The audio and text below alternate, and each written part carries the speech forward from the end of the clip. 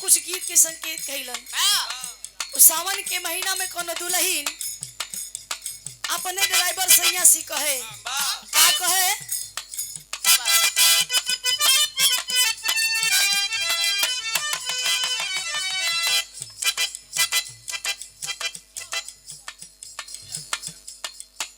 कहना बा, जाना है कवरियन के पीछे,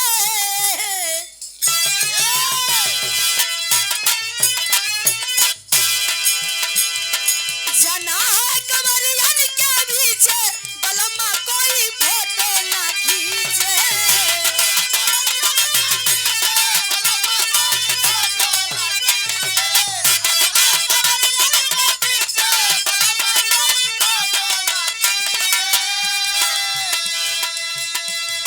जाना है कवरियन के पीछे, बलमा कोई फोटो ना खींचे। खड़े रहे नाच मेरे पीछे, बलमा कोई फोटो ना खींचे।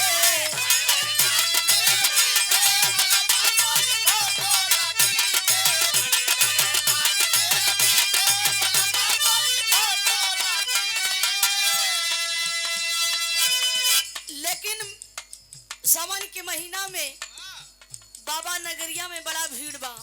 लोग कांवर लेके गंगा जल भर के बाबा भोलेनाथ के जल चढ़ावेलन। लेकिन कुछ लोग कहें, का कहें, दुल्हन बारी अभी लाई न बेली,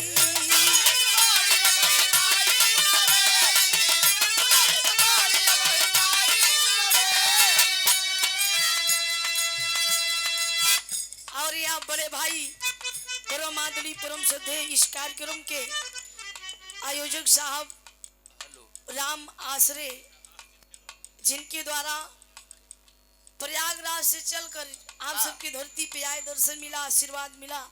राम आसरे अध्यक्ष 101 रुपए का पान पुरस्कार, आशीर्वाद की कामना। 100 में सब भैया लोगन के प्रणाम बा।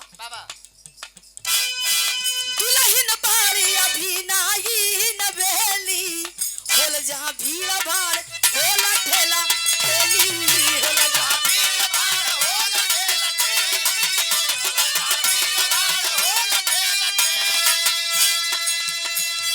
रखना ध्यान जरा नीचे,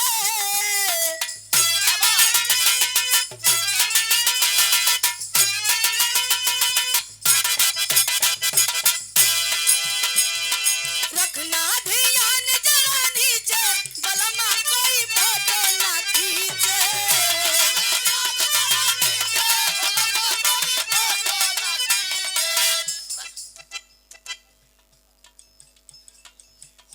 और यहाँ बड़े भैया जी की ओर से पप्पू सोनकर बिजली विभाग, आप बड़े भैया जी की ओर से 102 रुपए का पान पुरस्कार, आशीर्वाद की कामना। ईश्वर में सब सकल पंच के नमस्कार दा। रखना ध्यान जरा नीचे, बलमा कोई फोटो ना खींचे। अनजियान मेरे पीछे, बलमा कोई फोटो ना खींचे।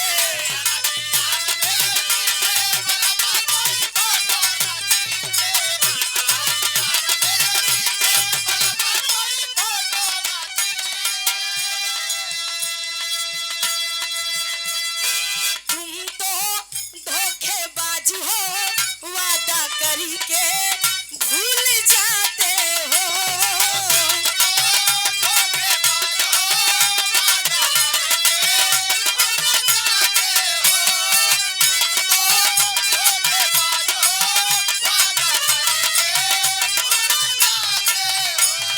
रोज रोज तुम जो सनम वैसा करोगे,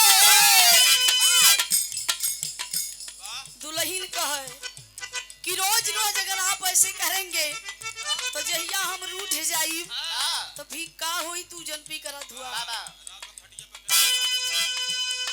रोज रोज तुम जो सनम वैसा करोगे, हम जरूर उठ जाएंगे तो हाथ मलोगे।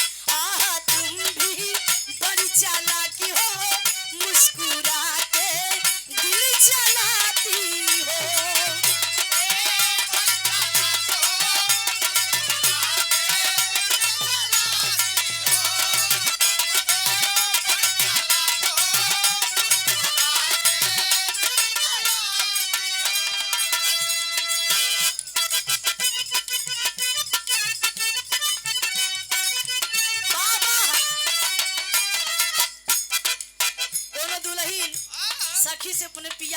नहीं करे कि आज सुबह की बेला में हमार सैया हमसे कुछ सवाल करके गई का कहे